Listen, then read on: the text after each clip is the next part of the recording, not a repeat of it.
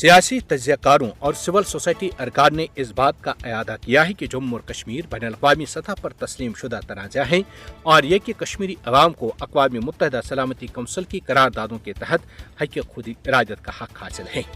مزاحمتی محاذ TRF سمیت مقامی مسلح گروپوں کو دہشت گرد تنظیموں کے طور پر پیش کرنے والے بھارتی دعووں کو مسترد کرتے ہوئے سیاسی تجزیہ کاروں نے زور دیا کہ ایسے گروہ مقبوضہ جموں اور کشمیر میں دہائیوں سے جاری بھارتی سیاسی جبر اور فوجی قبضے کے براہ راست رد عمل کا نتیجہ ہیں۔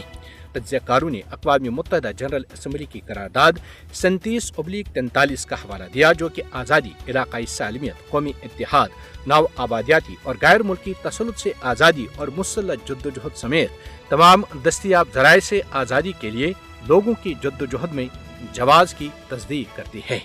یہ قرارداد طویل عرصے سے فلسطین کا جیسے اہم تنازع سے متعلق ہے، جس سے حال ہی میں بین الاقوامی عدالتی انصاف میں سماعت کے دوران مزید تقویت ملی۔ سیاسی تجزیہ کاروں کا کہنا ہے کہ 5 اگست 2019 میں آرٹیکل 370 اور 35A کی منسوخی نے بھارت کے آبادکار نو آبادیاتی ایجنڈے کو مکمل طور پر بے نقاب کیا۔ ریاستی جبر بشمول منمانی گرفتاریاں، میڈیا کے خلاف کریک ڈاؤن اور بڑے پیمانے پر جائیداد و املاک کی مسماری مقبوضہ جموں اور کشمیر میں معمول بن چکی ہے۔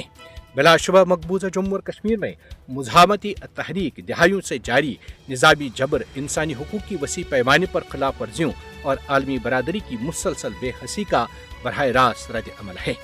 کشمیری عوام کے جائز مطالبات پر توجہ دینے کے بجائے بھارتی حکومت نے ان مطالبات کو دہشت گردی سے تشبیہ دینے کی بار بار کوشش کی ہے۔ تجزیہ کاروں نے نشاندہی کی کہ پہلگام جیسے واقعات کی تحقیقات میں ناکامی اور بغیر کسی شواہد کے محض شک کی بنیاد پر گھروں کی وسیع پیمانے پر تباہی بھارتی افواج کو حاصل استثناء کے تحت رائج کلچر کی واضح مثال ہے۔ پاکستانی دفتر خارجہ کے ترجمان شفقت علی خان نے اس تناظر میں ایک پریس بریفنگ میں کہا ہے کہ پاکستان دہشت گردی کے خلاف صف اول کا ملک رہا ہے اور پاکستان نے عالمی امن کے لیے انسداد دہشت گردی کے ذریعے اہم کردار ادا کیا۔